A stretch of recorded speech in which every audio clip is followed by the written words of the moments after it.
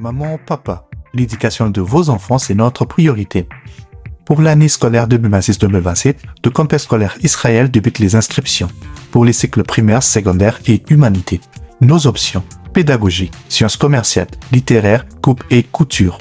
Avec plus de 32 ans d'expérience, les complexes scolaires Israël sait s'adapter à l'évolution technologique. C'est pourquoi nous encadrons vos enfants sur le plan numérique. Notre adresse, le complexe scolaire Israël se trouve au numéro 149 avenue de l'École, quartier Kintsuka, commune de Ngaliema, référence Brikin.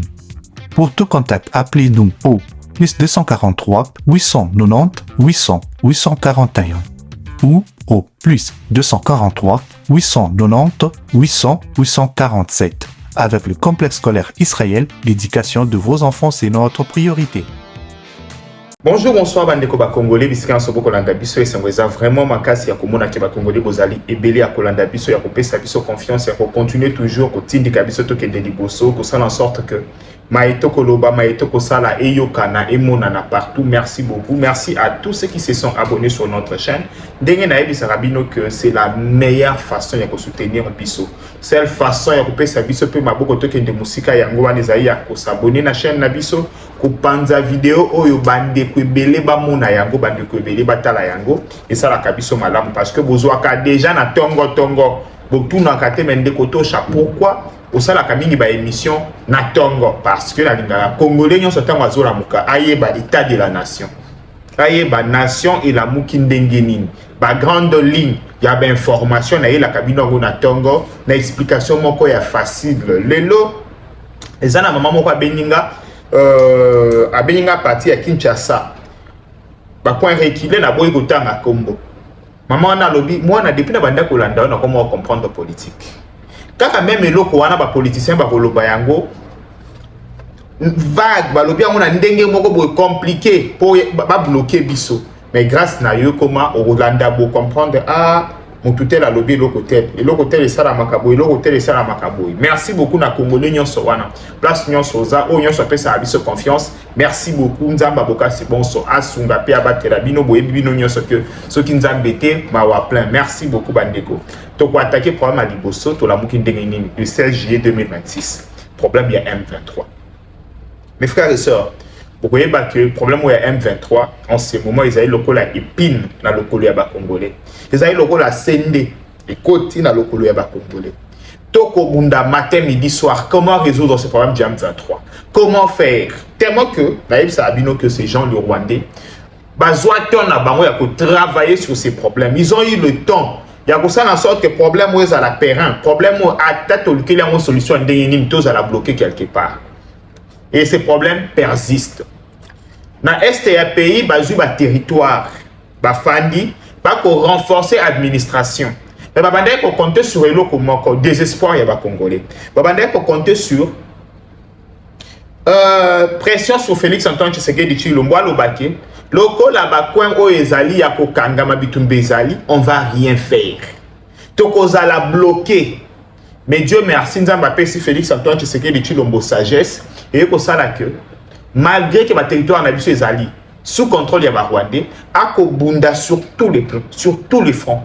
Bakanisa ki lokola to se concentrer na front moko militaire, tobo sana ba front mususu. Non, on a compris que grâce à sa sagesse, on a appelé Félix Antoine Tshisekedi Tshilombo.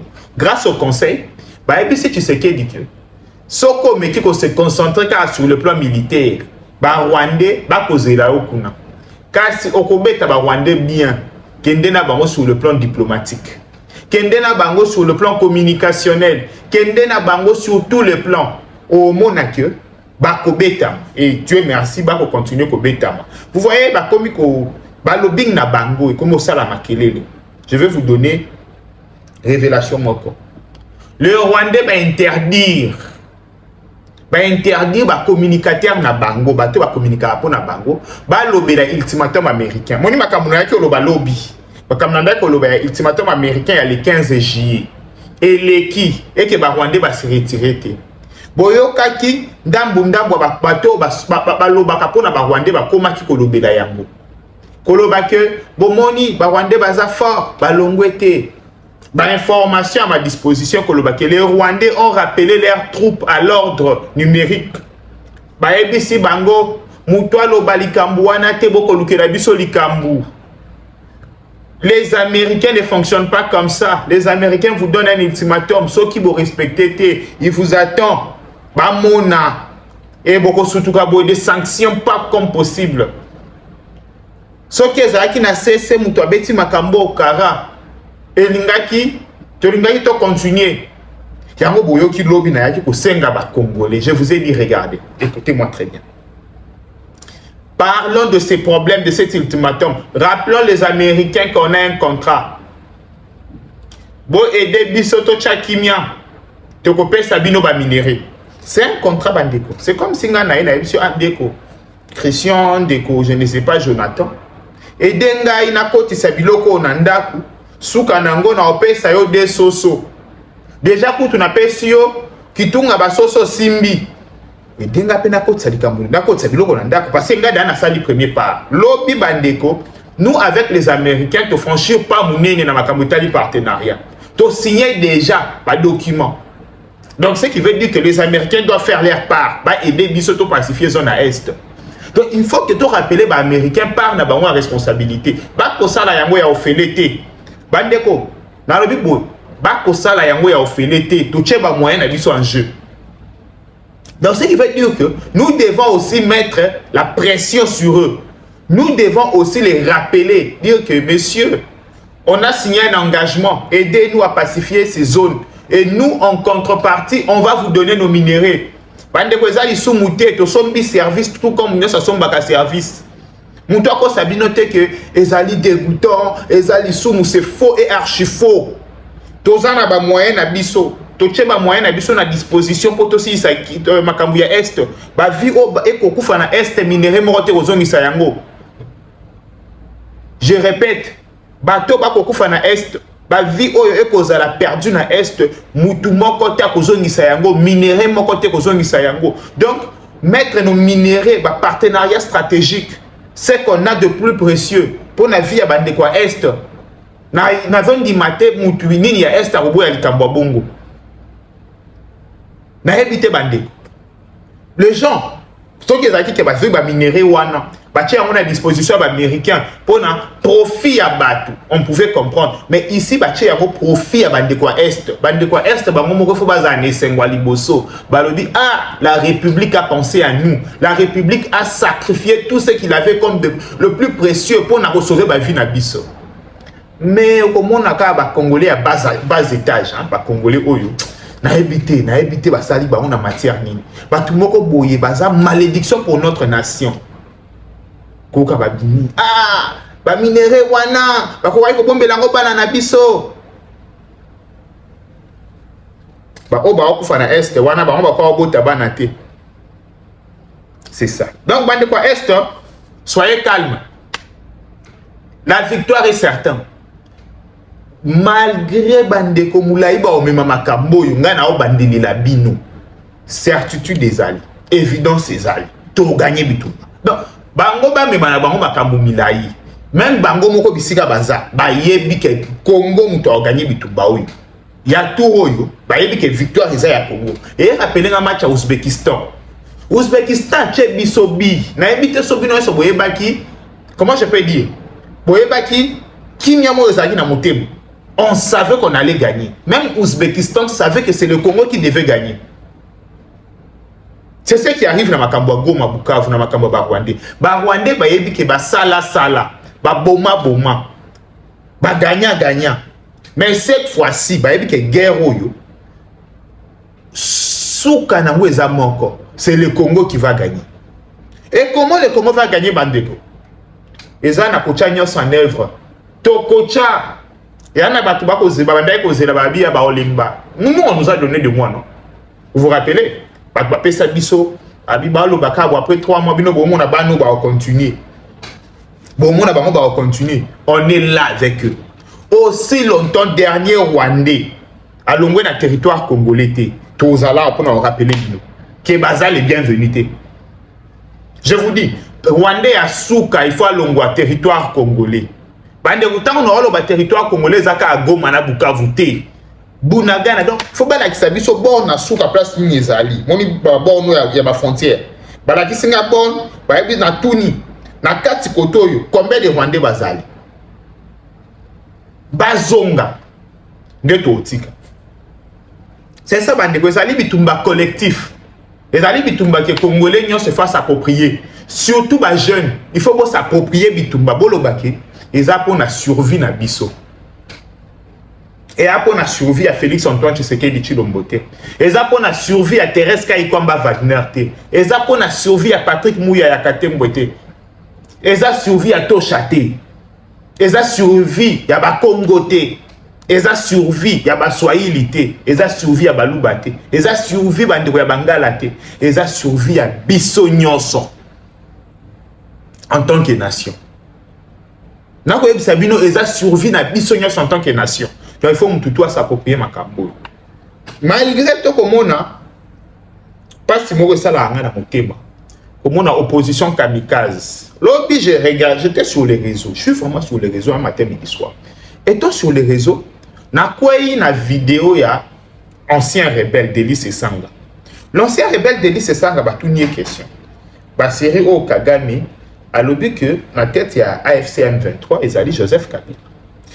Tableau nyonso na uti ko pendre po na bino awa ya mabe nyonso bato ba kosala ba ko boma Délice Sanga ebisi biso ke akobunda bitumba moko na batwa na biso ke non kobunda ona peuple azala malamu bolanda parti comme ça bozonga na expliquer bino lo mo Teko Délice Sanga toyoki ototomboli mongongo tango mokambi ya mboka Rwanda a Congolizaki makambo ezoleka na este alobi ete mokambi ya mboka ya kala yenda azali na moto na yango otikala koloba liloba te.